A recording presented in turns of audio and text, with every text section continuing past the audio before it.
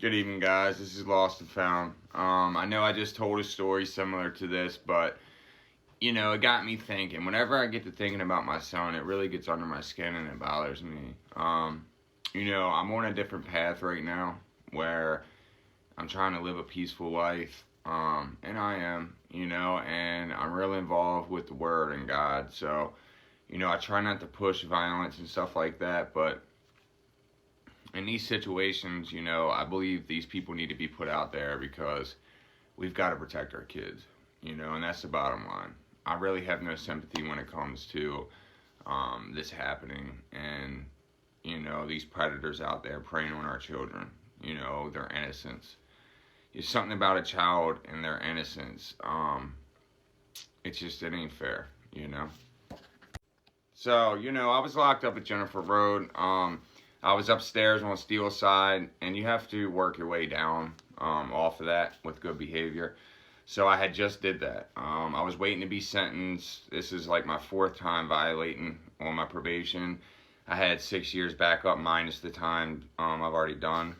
So I thought I was getting that time. I had my first son's mother sticking by my side at the time, and it was our first bit together, so it was very stressful. And I had a bad phone call with her. I just got to the unit. I haven't really got to feel things out. And I call her as soon as I get there, and she's like, oh, my dad wants us to break up and all this stuff. And, I just had a lot on my mind. So I was approached by another organization, somebody I know. He's a goofball for real. And he's like, come on, B, put your work in. We got a pedo on the tier. And I'm like, what do you mean we got a pedo on the tier?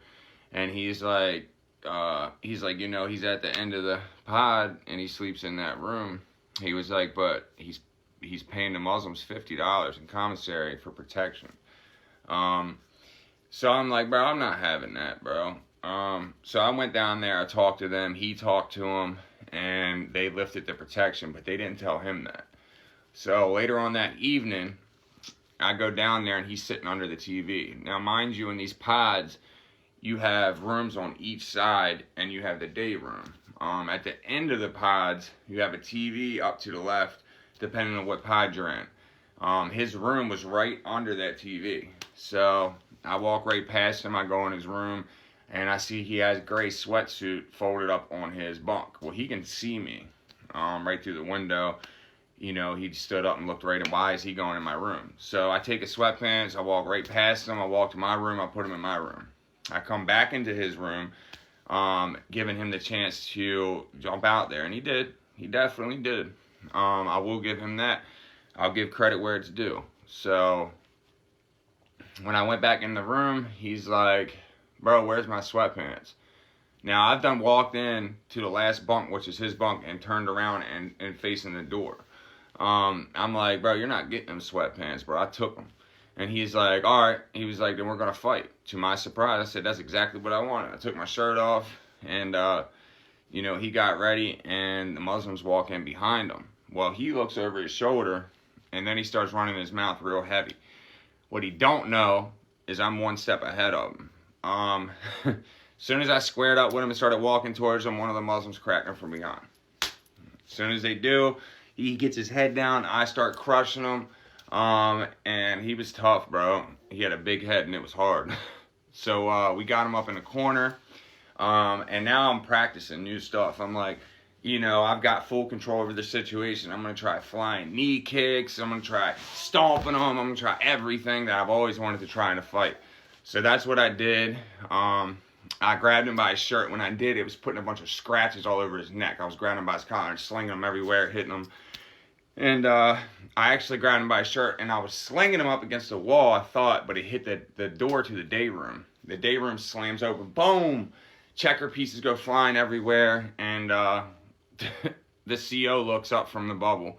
And pull him back in the room. They shut the door. Now, we had a CO that worked at Jennifer Road. It was a younger white girl, and she was working at a strip club, too, so she was cool. She was laid back. She looked out for us heavy. She didn't really like fuckboys. She didn't really like pedophiles, none of that stuff. So she didn't say anything. Well, it comes to lock-in time, and this dude's face is all messed up. So I'm like, bro, you're not going to check in right now. If you do, we're going to get in trouble and get knocked off. I'm going to give it a couple days for them scars to heal up, and then you're getting out of here. So I'm like, until then, we're going to have somebody come get the trays for you. Now, sometimes they make you come out and use your ID, but a lot of times you can just hand your ID to somebody and they can get your tray for you on the pods. So that's what he did.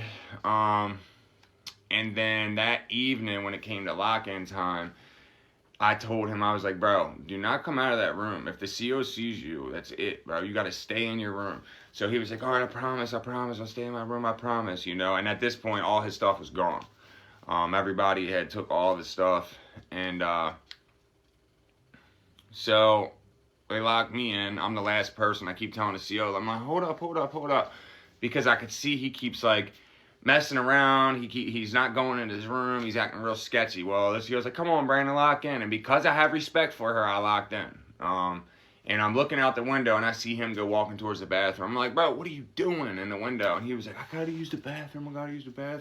I'm like, oh, my God. I just put my head down. I was like, I knew it. So he comes back out the bathroom, and he walked past the bubble. He's the only person out, and he walks past the bubble like this.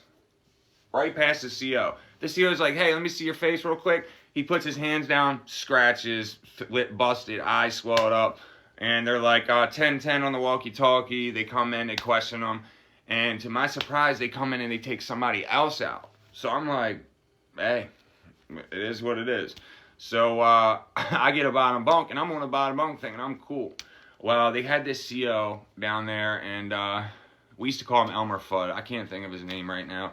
But he bald head, and he had these big glasses. Well, he comes in, he's like, pal, stand up. And he's like, go ahead, put your shoes on. So right then I knew they were taking me somewhere. They put cuffs on me. They pull me out in a Sally Port, and they're like, what happened? And I'm like, I don't know what you're talking about.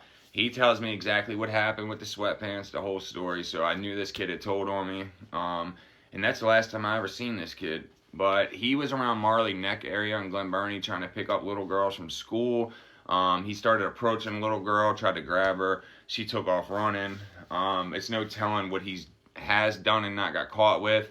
But just to let you guys know the significance of this and the seriousness of this, you know, he got 15 years. You don't get 15 years just for trying to pick a girl up. Like, no. So I found the case online. I'm going to post it with this story, give you guys a little awareness. And, you know, he had been on that unit for a while. And it's crazy that people overlook that little kid stuff just for some commissary.